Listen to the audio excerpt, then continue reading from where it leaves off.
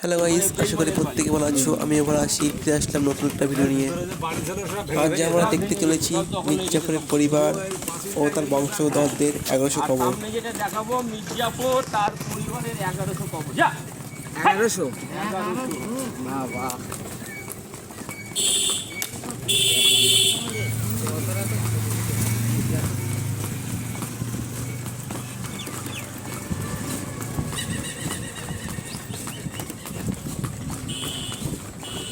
চল রামপা চল। এটা কি ভাই? ওই এটা মির্জাফরের মসজিদ নামাজ পড়া। এইদিকে হচ্ছে মির্জাফর তার পরিবারে 1100 কবর। 10 টাকা। চল চল।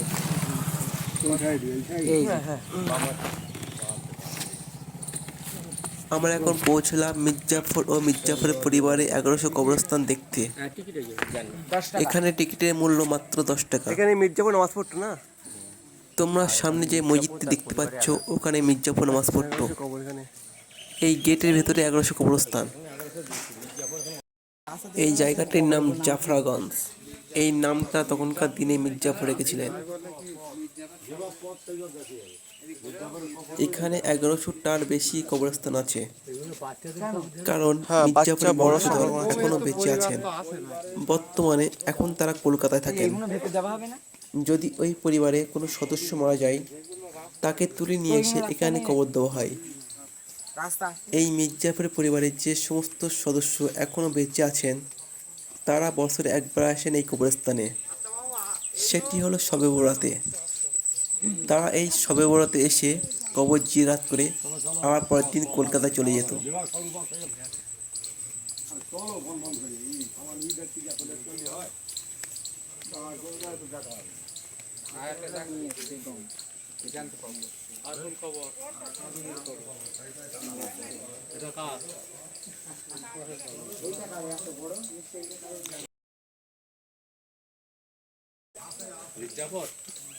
না, আমি জাফর আলী খান।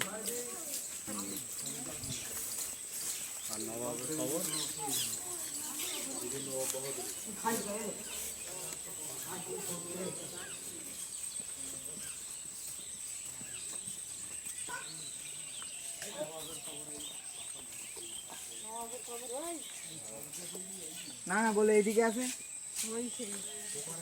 না না নেই ওকে না।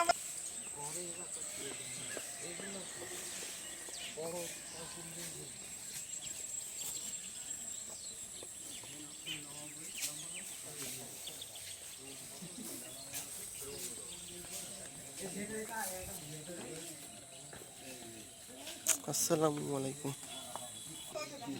নবাব মির্জাফর 3টি বিয়ে করেছিল। এটি হলো প্রথম স্ত্রীর কবর, শাহাক নাম।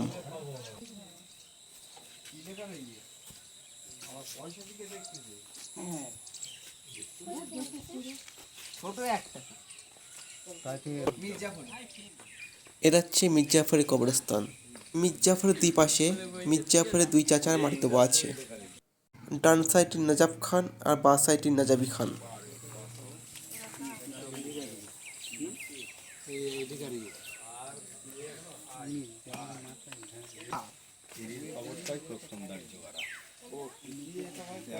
নাসির আলী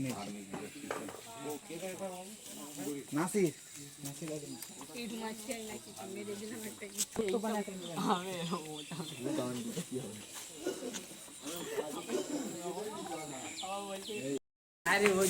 তোমাদেরকে যতটা সম্ভব ভেতরে কবরস্থানগুলো ভালো করে দেখানোর চেষ্টা করেছি।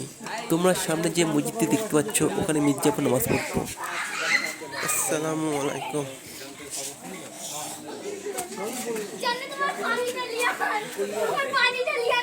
দেখি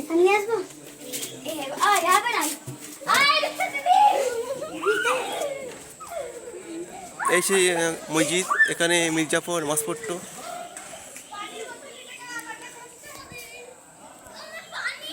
এই মসজিদে মির্জাফর নামাজ পড়তো এখানে দেখতে পাচ্ছেন। একটু আশপাশে আমি ঘুরে দেখে দিচ্ছি।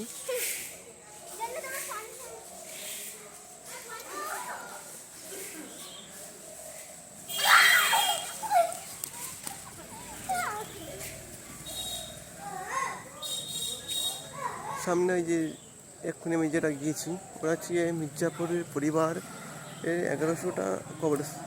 আজকে ভিডিও এই পর্যন্ত রাখছি, দেখা হচ্ছে অন্য কোনো একটা ভিডিও। আশা করি প্রত্যেকে ভালো থাকবেন, সুস্থ থাকবেন।